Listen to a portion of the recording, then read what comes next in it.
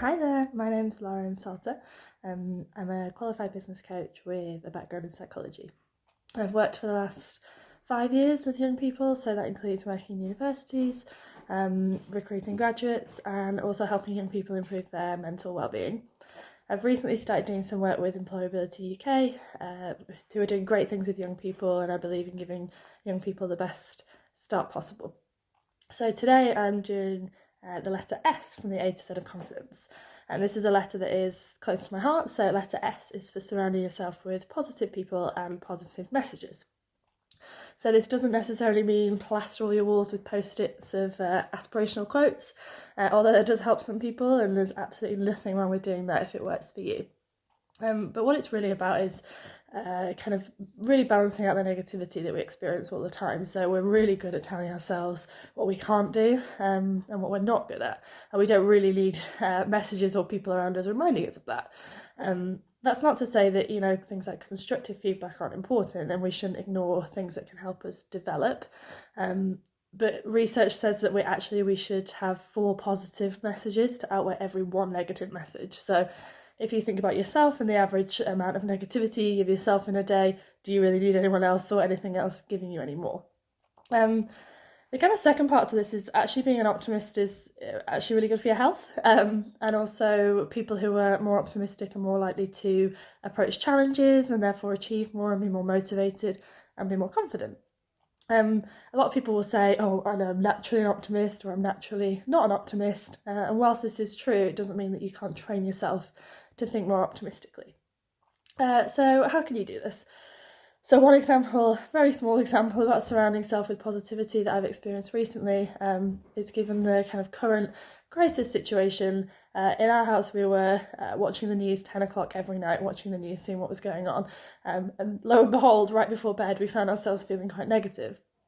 So we made a conscious decision not to watch the 10 o'clock news, to keep informed, but also to keep mindful and seek out positive messages. And unfortunately, you do have to seek out the positivity, but suddenly it really helps, and you find your mood lifted a lot. But how can this make you more confident? So just kind of a sideline stat, so women are actually 20% less likely to apply for jobs than men, and that is primarily due to confidence and not believing in yourself enough that you can do the job. And also men obviously experience this emotion as well. So again, kind of what can you do to help that? What do?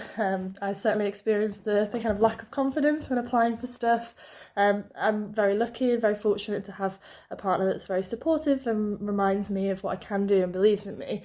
So maybe just have a think just now of who could be a positive voice in your head, who in your life can be the one telling you actually you can do this, when that's what you need to hear the most. What else do? Well, I have a gratitude board, which I try and do every day but fail miserably, but try and keep on top of, just reminding myself of the good things that have happened that day. It might be something small like, oh, I've had a nice dinner, or the sunshine's been out.